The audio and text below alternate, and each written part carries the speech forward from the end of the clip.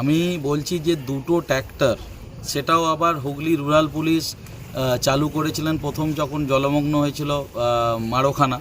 সেক্ষেত্রে তারা এলাকার জনগণের স্বার্থে রাজ্য সরকারের নির্দেশে খানাকুল পুলিশ এবং হুগলি রুরাল পুলিশের উদ্যোগে তারা ট্র্যাক্টর পরিষেবা চালু করেছিল। সেই সব দেখে বিধায়ক দুটো ট্র্যাক্টর একদিন নিয়ে এসে ফুটেজ খাওয়ার জন্য, শুধুমাত্র সামনে তো 26-এর ইলেকশন আসছে, 4.5 বছর এই পুরুলজালি বিধায়ক কিছু কাজ করেনি, তাই মানুষকে আবার মানে ভুল বোঝানোর জন্য যে আমি দেখো মানুষের পাশে আছি এইটা বোঝানোর জন্য এবং নিজের টিআরপি বাড়ানোর জন্য দুটো ট্র্যাক্টর নিয়ে গড়ের ঘাটে দিয়ে ছবি তুলে তারপর আর ট্র্যাক্টরেরও দেখা নেই, বিধায়কেরও দেখা নেই। আবার শুনলাম নাকি ত্রাণ শিবির হচ্ছে।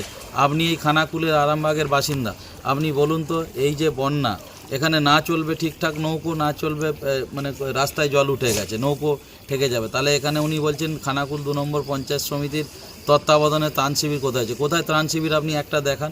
একটা তিরপল বিলি করে 10টা ছবি ছাড়ে, সেক্ষেত্রে একটা ত্রাণ শিবির উনি যে করেছেন তার ছবি কোথায়? এবং এইটা শুধু নয়, শুধুমাত্র এইসব দেখিয়ে লক্ষ লক্ষ টাকা বিল করে কাটমানি খাওয়ার ধান্দা এই পুরুলজালি বিধায়ক। একে এই বঙ্গোপসাগরের জল দেখুন, এই জল তো যে বঙ্গোপসাগরে মিশছে, আস্তে আস্তে ওর দিন ঘনিয়ে এসেছে। তো এ শুধুমাত্র টিআরপি এবং নিজের মানে ওই ছবি কিছু ফেসবুকে পোস্ট করার জন্য দুটো ট্র্যাক্টর 1 ঘন্টা 2 ঘন্টার জন্য দিয়ে মানুষকে বিভ্রান্ত করছে। এই পুরুলজালি বিধায়ককে ধিক্কার জানাই।